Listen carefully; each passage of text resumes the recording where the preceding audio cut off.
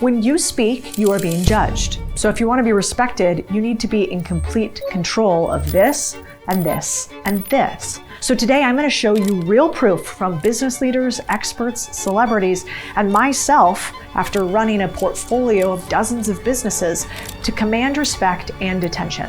Because if you can't take control of any room when you walk in, how can you expect to take control of your income, your opportunities, and your future? By the way, if you don't know me, I'm Codie Sanchez, and I run a 9-figure holding company called Contrarian Thinking. Let's get you in the CEO's seat. Focusing on words.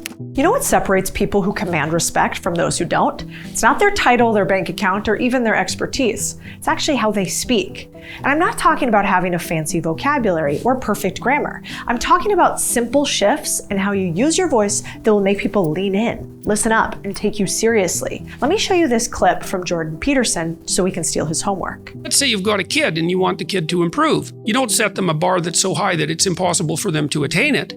You take a look at the kid and you think, okay, this kid's got this range of skill. Here's a challenge we can throw at him or her that exceeds their current level of skill, but gives them a reasonable probability of success. Do you notice a few things about it? His pace he's speaking at. He doesn't rush his words like he's apologizing. He speaks deliberately, like every word matters. In short, he slows way down.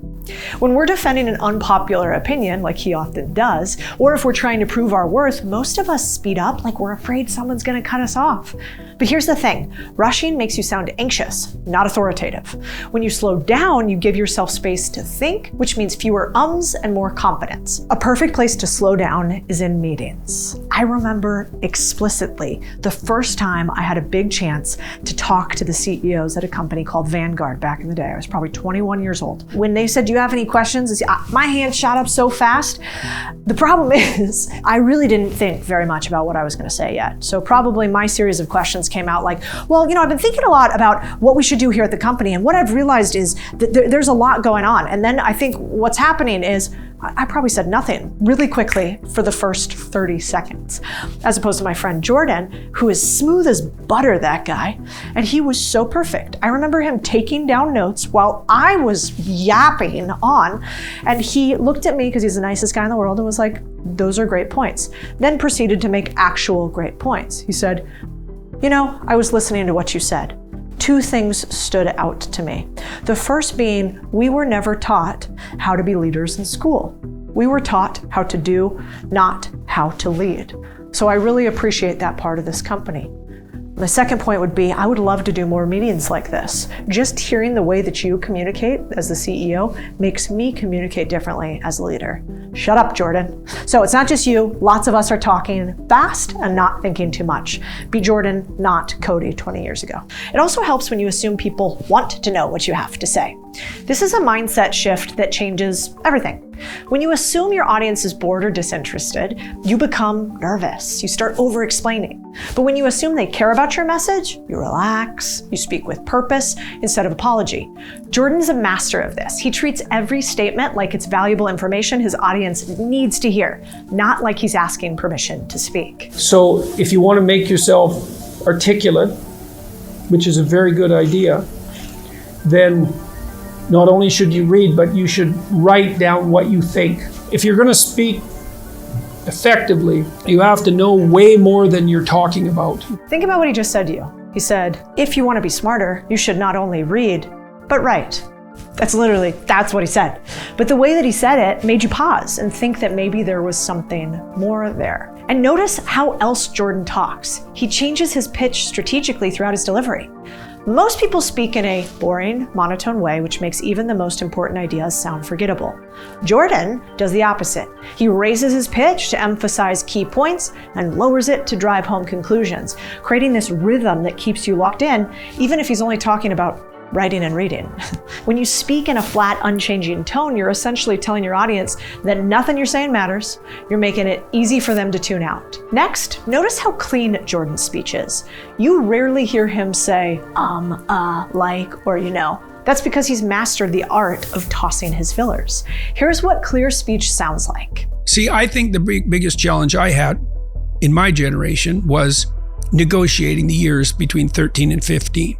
Something like that. But my sense is now the biggest challenge to young people is negotiating the transition into adulthood. into adulthood identity. And I think that's partly why we have this terrible war in our culture about what constitutes identity. You see, that's what clean speech sounds like. And here's what fumbling over your words sounds like. People say that, well, you won't be able to make a call with those specifications. All right, I'm a huge Elon fan, but I think he's leveled up since then. Maybe he's even watching this video, because those little verbal crutches sneak in when you're buying time to think. Elon can get away with it. He's a genius. You can't.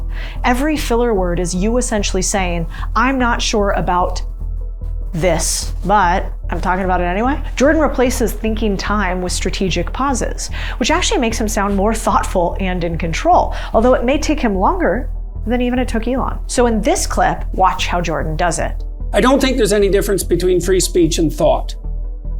And it has to be free, because if it's not free, it's not thought.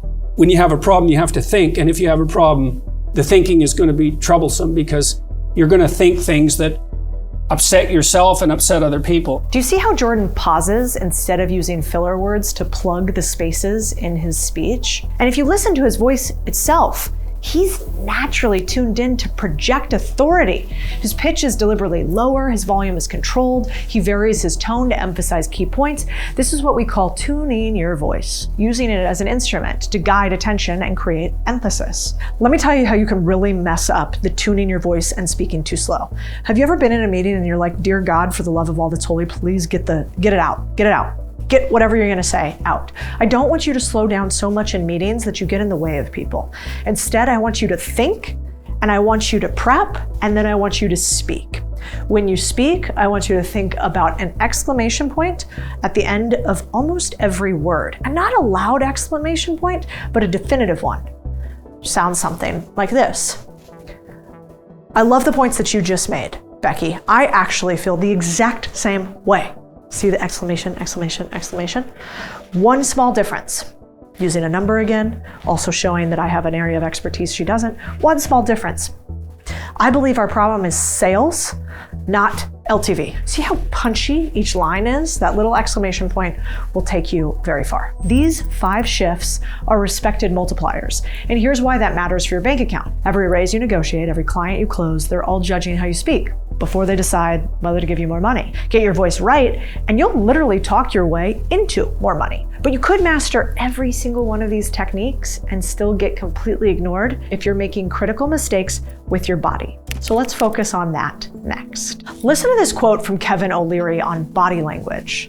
I'm sitting right in front of them when they walk out on the carpet. When they step out, the floor director says, okay, stand right there. I do this thing where I just look at it and I watch their body language. And I can tell after about 90 seconds, winner, loser. Pretty crazy, isn't it? Your body language says so much while your mouth says nothing at all. And on television, the body language in front of a shark, well, that's going to command attention or not. That is what we call claiming your territory. Most people, especially when nervous, make themselves smaller. They kind of cross their legs, they hug their arms to their body, they lean away. But watch what The Rock does as opposed to this other guy. How does it feel to sit across from him? It's very humbling. That's what I was thinking that when we started the interview. No, like, thank man. you. Thank you. Yeah. Really though. So the first guy we're going to show you sits like this. Foot sort of weirdly to the side, slouching a little bit, casual, spread legs, but still kind of looks diminutive, right? Now, let's look at The Rock. Feet firmly planted on the ground, hands in front of him, chest out, stands up straight. He's claiming his space because in his mind, he does own the building. Now, it's fascinating in this next clip I want to show you guys. I want you to see a move that will happen without you saying a thing if you're not really thoughtful about what's on your face. Managed with the idea of being very private in a very public job. Jamie, I'll go with you first. I think it's incredibly easy. Do you? I think you can court all that nonsense. You guys could probably guess that he didn't love that question regardless by the look on his face. It was so good, it's become an internet meme. You don't have to really say anything in order to be heard. There are so many things you can do that become power moves. Place your fingers together in front of your chest like Kevin did. That's called steepling, and it's one of the most powerful confidence signals you can send. Now, if you raise your eyebrows, look to the left or right, that's saying, I'm not actually listening to you. Disrespect. Steepling works because it keeps your hands visible, so it signals honesty. It's the body language equivalent of saying, I'm confident enough to be still and to keep my hands right here where you can see them. But I want you to notice how people in power moves gesture when you're making important points. This is telling you, pay attention to me. This is saying, it's a very tiny opportunity. This is saying, huge, but I don't have to say anything. Vanessa Van Edwards, my friend, likes to call this the truth plane. When you're nervous, your hands gravitate towards your chest or neck. When you're confident, they settle lower. And if you pay attention to eye contact, it's not just direct. The Rock was calculated. He holds it slightly longer than most people are comfortable with. This is a subtle power dynamic. He's not staring aggressively. He's demonstrated he's completely present and unintimidated. Unconfident people break eye contact. They look too quickly, especially when delivering important information. But sustained eye contact, 3 to 4 seconds before glancing away, that creates connection that helps you bond. These aren't just posture tips, they're power signals that change how people respond to you before you even speak. But knowing what not to do is just as important. So let me show you exactly what kills your credibility instantly. Let's flip the script and look at someone who, despite being one of the most successful entrepreneurs on the planet, shows you what not to do with your body language. On Facebook's social media privacy and the use and abuse of data. Although not unprecedented. Notice how he's nodding awkwardly like a dashboard bobblehead on a bumpy road? That's not engagement.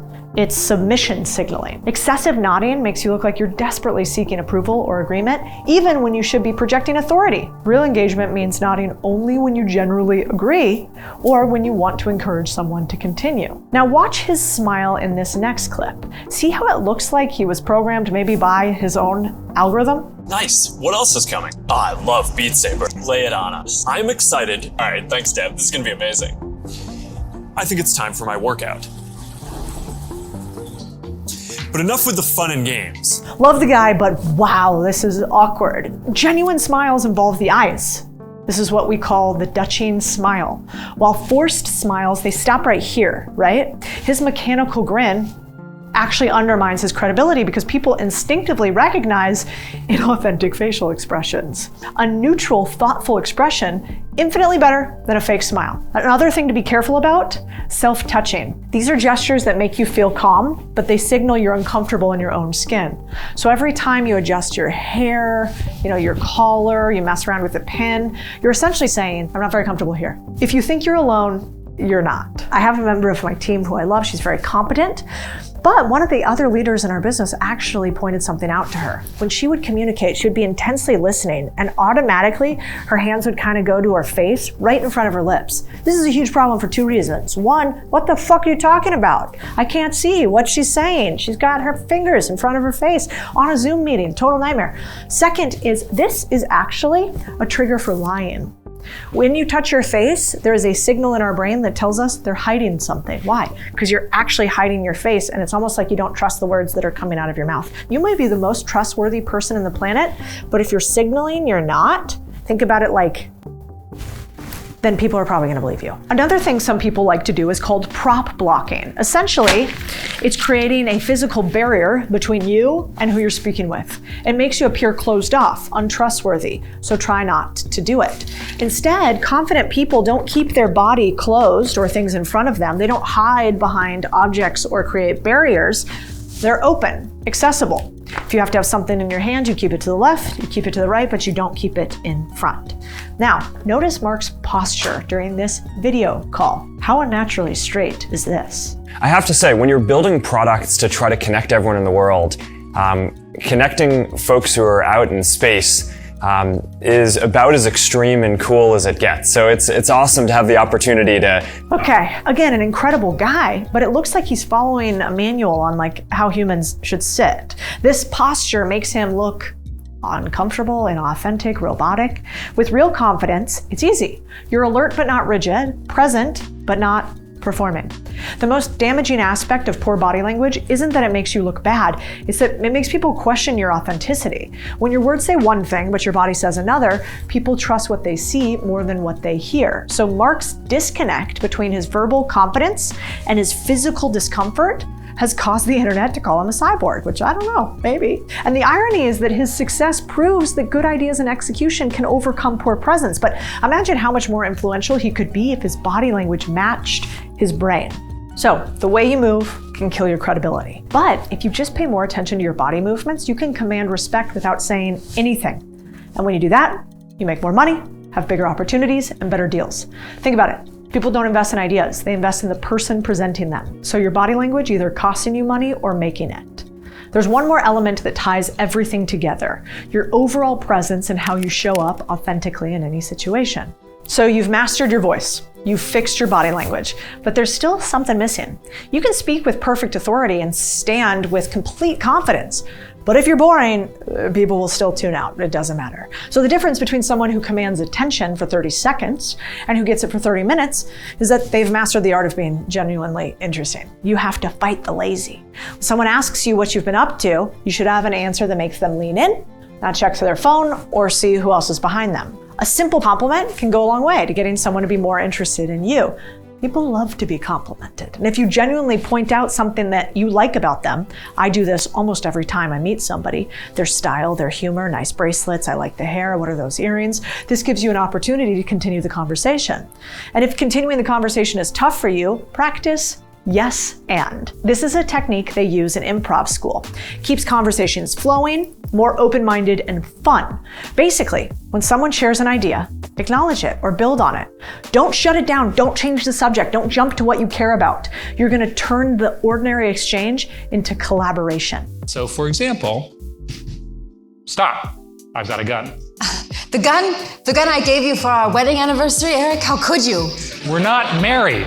Aha, we're not married is a denial. We've learned our first improv lesson. This is actually a really good lesson for life, because think about it. What she's saying is follow along with me. Don't shut me down. If you can do that in exchange, you can turn it into an adventure. If you want allies in your job and in your life, it's really good to be a yes-ander, not a no thankser. We want to think about how to build on things as opposed to tear somebody else's down. Now that is really hard to do when you know maybe that their idea is bad. You've already tried it, it's not gonna work. Why would I listen to them? But instead I want you to take a pause and think about, if I wasn't allowed to shut somebody down, do you think they would feel better not getting shut down or worse after getting shut down? Probably gonna feel better if you don't shut them down. So try this in the beginning, especially when you're not in charge. This is a power move when you're not the CEO. And that is to go, yes, that idea is super interesting, I like it. What if we also did, or what if we did this? Or have you thought about that? It allows you to take their stance and you're going to add your spin to it. You even might actually be saying, no, this instead, but the way that you say things matters. Try that and tell me what works. Next, just have an opinion. Interesting people take thoughtful stances, sometimes contrarian ones. It doesn't always mean you have to be rude. You could say, I actually hate breakfast. I know people think it's the most important meal of the day. I think they're wrong. You could also say, everybody today is talking about how there's a XYZ happening. I think it's a Y. What is a closely held belief that you have that would at least get somebody else to disagree with you or maybe agree with you? This allows you to have a disrespectful or a respectful conversation, but at least a memorable one. Next, let's talk about the way you look. If you're going to be in a business meeting and you want to make more money, what should you probably do? I don't know, dress in business clothes, right? Actually, before I came in here, I was in my jean dress only, because we're gonna film something else that's pretty chill after this. I was like, we're gonna talk about confidence, and we're gonna talk about presenting. I should probably put on a blazer. This isn't rocket science, it has nothing to do with your waistline. You could be nice and round, you could be really skinny, and either way, you could present yourself well. Let's also think about what presentation you might have that's abnormal. Let's say that you are a lumberjack. You're looking for lumberjack activities. Does it make a lot of sense for you to show up in a suit, clean shaven? No, it doesn't. So whatever you are trying to accomplish, sometimes it's just easier to look the part. And lastly, here's something most people never think about. Mirroring. The most charismatic people unconsciously mirror the body language and speaking patterns of the people they're talking to. They match energy levels, speaking pace, and even posture. Instant rapport creation because people feel understood and connected. Perfect example, if I came into a room full of engineers and I was like, hey guys, what's going on? I think we're gonna do this. This is gonna be so fun. You guys wanna go get beers after work? It's gonna be amazing. I'm having the best day ever. Go team, go. What are the engineers gonna do? They're like, this fucking psychopath. First of all, we're not talking to each other. Everybody's got their Oculus shirtless on. We've got our sweatshirts over our heads. Don't talk to me. We talk like this. Simultaneously, if I'm an engineer and I walk into a room full of salespeople and I'm wearing said Oculus, I'm going to have a difficult time communicating with the meat-eating salespeople. So you want to mirror the person that you're talking to. Don't be a creep. Don't be Mark Zuckerberg trying to perfectly pattern what a human is like, but instead think about, this person's a little soft-spoken. So just calm down, Codie. Don't come so hard at them. This person's pretty intense, amazing. I might speak faster, louder, with my hands more. This instant connection makes them feel seen without you having to say anything. Super fast case study. So back in the day, I was a rather confident little rascal. And I sat in on a business meeting at a very large financial firm where I was working. In that meeting, there was a series of leaders in there who were all very confident. And one of them has what I would only describe as BDE, sort of that big dick energy in meetings. And as we're sitting around this big conference table, he's kind of like slouching, and like really just, he's taking up space. He's doing something like this, kind of laying back, really think about it. Everybody's leaned into him. And I think, because I don't understand body language cues to hierarchy yet, I think that's why they're listening to him. Do you see how I'm gonna do the exact same thing. So super embarrassing. Little 22-year-old Codie walks into the next meeting to give a presentation to my managers. And as I'm presenting, I sit back, I'm like clicking through the slides like this, talking like we're all buddies. I remember horrified. I thought I killed it, by the way. At the end of the meeting, I remember one of my bosses coming up to me, because corporate life, I had like 52 bosses, comes up to me and was like, literally, what are you doing? And I was like, oh no, were the numbers wrong? She's like, no, why did you do that weird thing where you leaned back and slouched everywhere? And I had to embarrassingly say, I heard this thing called mirroring and I was doing it because somebody else was doing it. So be careful. There is a hierarchy to mirroring, meaning you can't come in and do a huge man spread on somebody who's a way higher hierarchy than you. I want you to mirror, but within your own frame. So now you have my tricks you can try to apply to your day-to-day conversations and make more money. Let me show you exactly how this works in practice and what good and bad looks like live. Now I'm going to take this all together and teach you how to ask for a raise the right way and the wrong way. Let's start by going back 20 years ago to Codie before I ran all these companies and show you how I would ask if I absolutely did not want to get a raise or make any money. Hey boss, do you just have a few minutes to talk about something that I've been thinking about recently? Okay, great.